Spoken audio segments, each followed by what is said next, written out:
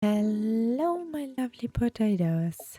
Today we're gonna talk about the Aphrodon Temple, which is the first and lowest spot of the new Edania 2 patch. So, first of all, we should start with the location of the spot. So, here is the outpost, and the location of the grind spots is on the right upper part of Edania 2. And the grind spots are located around about here. Here you can see also a picture of all the 12 grind spots. And if we take a closer look to the Aphrodon Temple, you can see there is also a Marnis realm, which costs a small amount of money. And in my opinion, it's completely worth it to use it. So you can see the drops are quite nice. You can drop the new Hyperion ring, which is very rare to drop there. You can drop the colors, you can drop the BDO of the colors, the new pieces for the new outfit. You can also drop the first new Edania crystal, which gives you plus 90 Edania monster IP, which is really stonky. And we have the fusion shard. You will need them to build the new crystal of decimation. And you can also drop Nev's fragments, where you can upgrade your reforged stones. You can also of course drop the pity shards for the crystal. And the most interesting part here is to drop the Twilight of the End earrings, where you need 5 of them to do 1 click on your new earrings. So if you're looking for the NPC that sells you the ticket to enter the Marnis chamber, just make a right click on the spot symbol and it shows you the correct location of the NPC. The NPC here has the name Vestige of Goldroot, and you can talk to them and buy 1 scroll for 110,000 silver. And with the scroll you're allowed to enter here, the Marnis. So the Marnis chamber is this spot in front of me, and you just have to click enter while you're holding this item in your inventory. Then you have 1 hour and 5 minutes to grind the spot. I should mention here that you can buy every hour 1 scroll and you have no cooldown on this Marnis chamber like you have on the free Marnis chamber like in Secria Under. So let's move on to the crystals you should use. These are the crystals which I'm using on the Edania spot. And you will need the adamantine because of the knockdown and bound resistance. And you should use, of course, AP against Edania monsters. And I'm using here the honey crystal. And the buffs which you should use is the simple cron meal, the party drought, harmony drought Edania,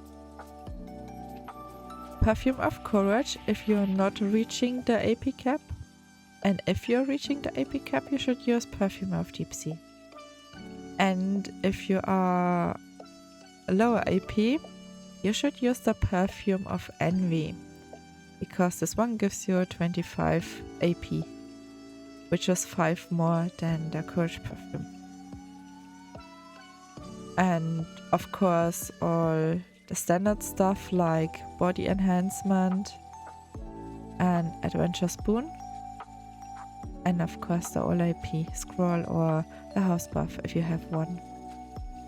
So the reason why I told you to use the Aphrodon Temple Marnis chamber is because a lot of spots are actually now bugged, because we have huge server lags, and the server lags are causing bugs with the scarecrows, because on the spots there's always one tree and one scarecrow, and on the bugged spots there is no scarecrow, so you cannot start hitting anything on the spot to spawn any mobs. So the spot is bugged and you cannot grind there. And the Marnis chamber resets every time you're going in and out, which means this spot will be never ever bugged. So you're just safe to grind there, and yeah, a lot of people are grinding there, so the spots are getting less and less. And yeah, Marnis chamber is way to go, my friends. The spot consists of a tree in the center and a scarecrow. To start your grind session, you have to hit the scarecrow. After that, small waves of mobs will spawn. After a short while, the message, "The harvest winds begin to blow," will appear, and another small scarecrow will appear. This happens exactly twice, so that a total of 3 of these small scarecrows appear. And the tree in the center begins to glow yellow, and the message, "A golden fragrance rides the wind," will appear.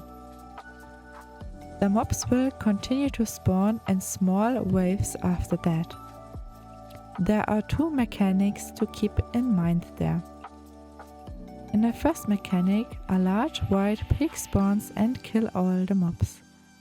Alternatively, Agris itself may spawn and kill the mobs and spawns the next wave without any cooldown.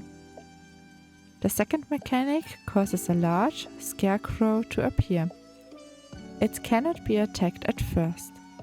It will jump at least once and up to 3 times. During this time it cannot be attacked, and it deals a great deal of damage upon landing, which can one-shot you at night, and also during day if you have less DP.